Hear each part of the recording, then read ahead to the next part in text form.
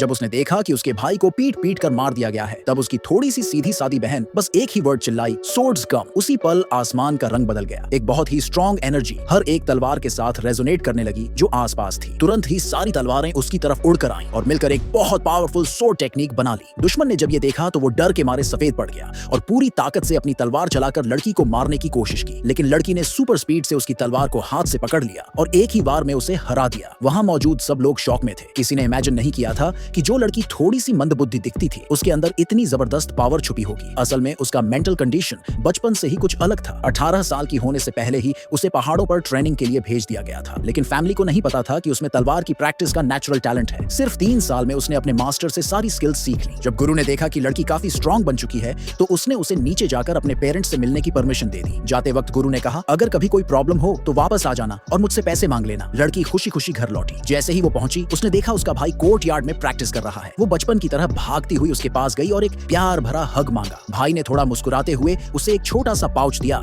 जो उसने खास उसके लिए तैयार किया था। लड़की बहुत खुश हो गई और उसे हग कर लिया, लेकिन उसी वक्त उसका कजन वहां कुछ लोगों के साथ आया और उन्हें प्रोवोक करने लगा, बोलने लगा कि तुम दोनों कितने वीक हो। भाई को गुस्सा आया और उसने उसका सामना किया, लेकिन वो जल्दी हार गया। लड़की ने ये देखा और कुछ सिंपल से वर्ड्स में अपने भाई को गाइड किया। भाई ने कजन को हरा दिया। इंसल्टेड कजन ने पीछे से उन पर हमला कर दिया जब वो लौट रहे थे। दोनों जमीन पर गिर गए और खुद को बचा भी नहीं पाए। तभी क्लैन का लीडर वहां आ गया, लेकिन चालाक कजन ने सारा ब्लेम दोनों भाई बहनों पर डाल दिया और क्योंकि लीडर हमेशा से कजन का साइड लेता था उसने उन्हें सीधे जस्टिस हॉल ले जाकर कहा कि इनकी फैमिली अब गिरावट में जा रही है। बाकियों के सपोर्ट से उसने तय किया कि दोनों को सख्त सजा दी जाएगी। भाई को तकलीफ में देखकर लड़की से अब और सहा नहीं गया। उसने गुस्से में जोर से चिल्लाकर अपनी पूरी पावर बाहर निकाल दी और कहा कि वो अपने भाई को हर्ट नहीं होने देगी। उसी टाइम पर उनके पापा वहां पहुंच गए, लेकिन लीडर और बाकी एल्डर्स ने पहले से ही उनके खिलाफ सब कुछ प्लान कर रखा था। पापा को पता था कि आर्ग्यू करना बेकार है, इसलिए उन्होंने अपने बच्चों को वहां से ले जाने की कोशिश की, लेकिन लीडर ने उन्हें जबरदस्ती रोक दिया और डिमांड किया कि एंसेस्ट्रल सोर्ड मैनुअल उन्हें दे दें, वरना वो बच्चों को नहीं छोड़ेंगे। पापा ने साफ मना कर दिया